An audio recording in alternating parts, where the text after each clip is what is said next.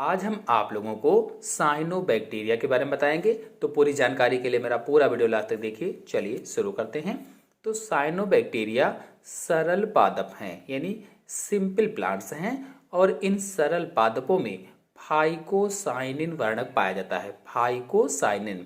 और इसी वर्णक के कारण इन्हें नील हरित शैवाल भी कहा जाता है। जो फाइकोसाइनिन वर्णक होता है, इसी वर्णक के कारण साइनोबैक्टीरिया को नील हरित शैवाल भी कहा जाता है। मतलब ये सिंपल प्लांट्स हैं और इनमें नीला हरा पिगमेंट फाइकोसाइनिन पाया जाता है, इसीलिए इनको ब्लू ग्रीन एल्गी कहा जाता है, यानी BGA। शॉर्टकट में क्या कहेंगे? BGA। और डिटेल में ब्लू ग्रीन एल्गी, और हिंदी में क्या कहेंगे? नील हरित शैवाल कहा जाता है। इनमें लवक नहीं होते हैं, मतलब साइनोबैक्टीरिया में प्लास्टिड्स नहीं पाए जाते हैं। अच्छा, तो साइनोबैक्टीरिया को नील हरित शैवाल क्यों कहते हैं, ये तो मैंने आप लोगों को बताया।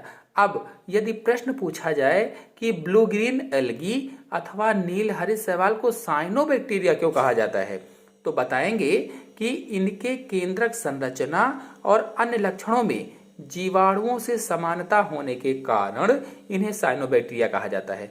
मतलब ये रचना और अन्य लक्षणों में जीवाणुओं से मिलते जुलते हैं, जीवाणु जैसे हैं, इसीलिए इनका नाम साइनोबैक्टीरिया हो गया। अथवा हम ये भी कह सकते हैं कि इनकी रचना अन्य शैवालों या एल्गी से अलग है, उनकी तरीके की नहीं है, इसीलिए इन्हें जीवाणु कहा जाता है और साइनोबैक्टीरिया बोला गया। कुछ प्रमुख साइनोबैक्टीरिया जैसे नास्टाक, एनाबीना, आइसलेटोरिया आदि हैं। चलिए अब जानते हैं साइनोबैक्टीरिया के कुछ प्रमुख लक्षण।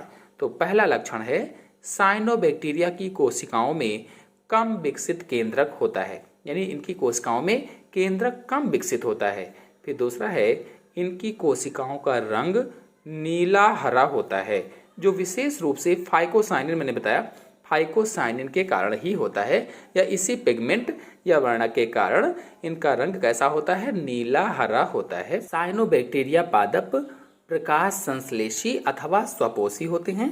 नेक्स्ट है इनमें लवक नहीं पाए जाते हैं, इसीलिए थाइलाक्वाइड कोशिका द्रव्य में बिखरे हुए रहते हैं।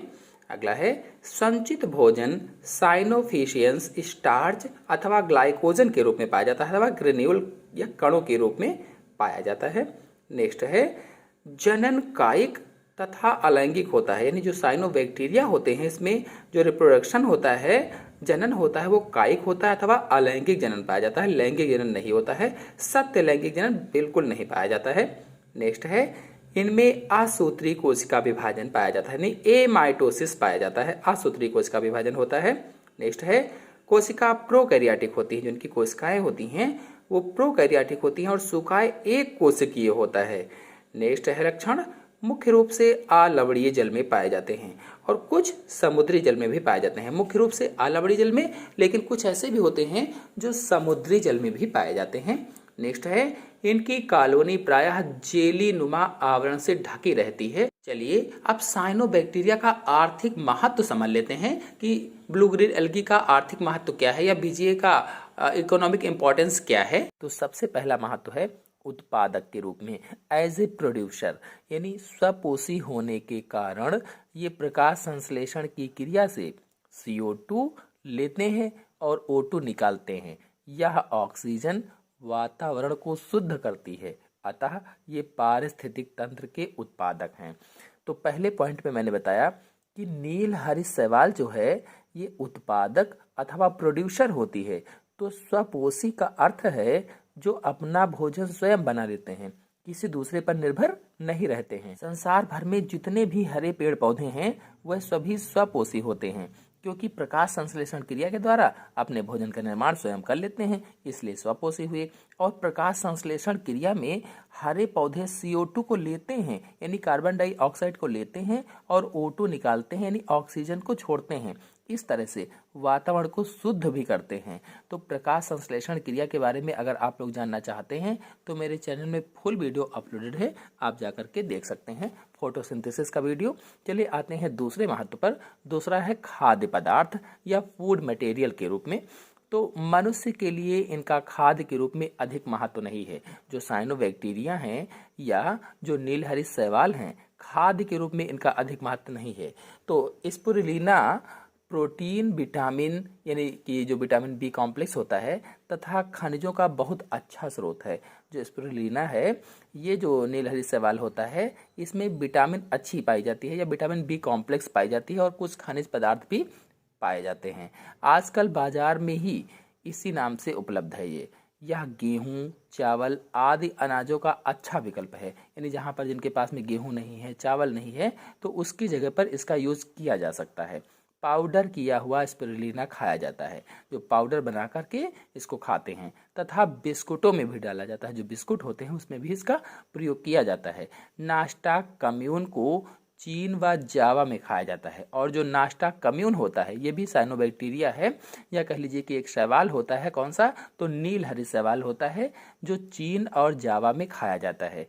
इसकी कॉलोनी को उबालकर खाद्य पदार्थ बनता है। पूरी की पूरी कॉलोनी को ही उबाल दिया जाता है और खाद्य पदार्थ बना लिया जाता है, जिसे यूयूचो कहते हैं। यूयूचो। फिर आते हैं अगले महत्व पर। अगला है चारे के रूप में। तो ये मछली के मुख्य पदार्थ होते हैं। इसके अतिरिक्त मेढक, घोंघे आदि भी इन पर निर्भर रहते हैं। जो मछलियाँ होती हैं इनको खाते हैं चारे के रूप में, पेट भरती हैं अपना। ऐसे ही जो मेढक होते हैं, घोंघे होते हैं आदि भी इन्हीं पर निर्भर रहते हैं, यानी कि नीलहरी शैवालों को ही खाकर अपना पेट भरते हैं। फिर अगला है महत्व खाद के रूप में, एज ए फर्टिलाइजर्स। तो नाइट्रोजन, पोटेशियम आदि की अधिकता के कारण इनको खाद के रूप में भी फास्फेट की कमी वाली मृदा में मिलाया जाता है।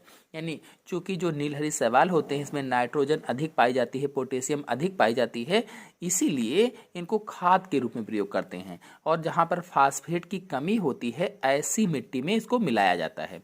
कृत्रिम खाद से नीलहरी शैवाल की जैविक खाद अधिक उत्तम होती है। जो कृत्रिम रूप से हम लोग खाद बनाते हैं उससे ज़्यादा अच्छी होती है। जो नीलहरी शैवाल की खाद होती है ये उत्तम होती है। तो नीलहरी शैवालों में अलैंगिक प्रजनन तीव्रता से होता है। जो नीलहरी शैवाल होते हैं इसमें अलैंगिक प्रजनन बहुत ही तेजी के साथ होता है। ये संपूर्ण खेत में एकदम कुछ ही घंटों में फैल जाते हैं, यानी थोड़े ही घंटों में संपूर्ण खेत में फैल जाते हैं, क्योंकि ये टूट टूट करके बिखरते हैं और वहीं से उगते रहते हैं। इसे ही अलैंगिक प्रजनन कहता था। यानी अलैंगिक प्रजनन का मतलब है उनके शरीर के किसी भी अंग से नए जीव का निर्माण हो जाए, अलैंगिक प्रजनन हुआ।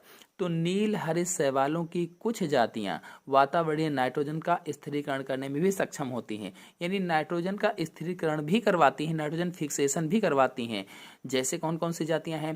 टीलोफोथ्रिक्स, नास्टाक, एनाबीना, एलोसाइरा।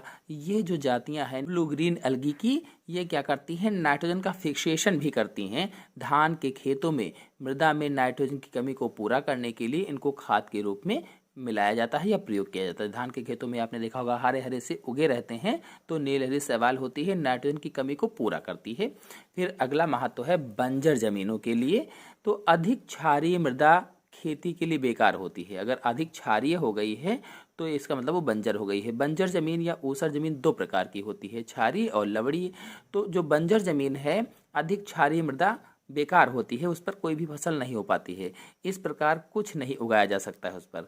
इस पर नास्टाक मस्कोरम, ये जो नास्टाक मस्कोरम है, एलोसाइरा फर्टिलिसिमा है, साइटोनीमा है आदि उगाएं तो ये मृदा की क्षारीयता को कम कर सकते हैं। यानी जो ये नीलहरी शैवाल हमने बताए हैं, नास्टाक मस्कोरम, एलोसाइरा, साइटोनीमा, इन नीलहरी शैवालों को अगर क्षारीय मृदा पर उगाया जाए तो उसकी जो क्षारीयता है वो कम हो जाएगी, जो बंजरपन है वो कम हो जाएगा। इनके मृत होने पर कार्बनिक पदार्थों से मृदा की उर्वरा शक्ति बढ़ती है, और जब ये मर जाते हैं उसी में मिल जाते हैं तो जो कार्बनिक पदार्थ बनता है उससे उर्वरा शक्ति बढ़ती है, खेत में उर्वरा की मात्रा बढ़ जाती है। कुछ वर्ष पश्चात ये बंजर भूमि खेती योग्य हो जाती है, और कुछ वर्षों तक ऐसा चलता रहा, उसमें आप यही बोते रहें जो नीलहरी शैवाल है, तो क्या होगा कि जो बंजर भूमि है वो खेती योग्य हो जाएगी, उसमें आप बढ़िया से खेती कर पाएंगे। फिर अगला है मृदा संरक्षण में, सॉइल कंजर्वेशन में किस तरह से इसका महत्व है।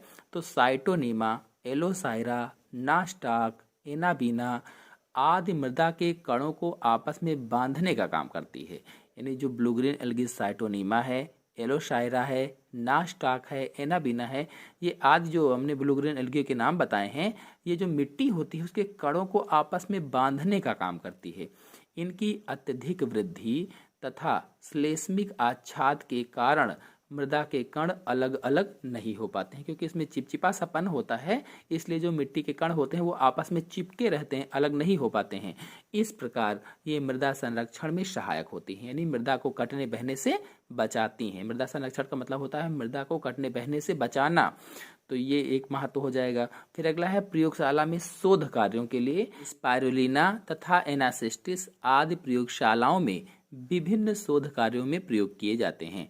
यानी जो ब्लू ग्रीन एल्गी स्पाइरुलिना है, ये प्रयोगशालाओं में विभिन्न प्रकार के शोध कार्यों में प्रयोग किए जाते हैं, शोध करने में इनका उपयोग किया जाता है। इस प्रकार से ये जो साइनोबैक्टीरिया है अथवा जो ब्लू ग्रीन एल्गी है, यह हिंदी में कहें तो नील हरित शैवाल है, जो तालाबों में आपने ऊपर तरफ देखा होगा, इसका कई क्षेत्रों में उपयोग है।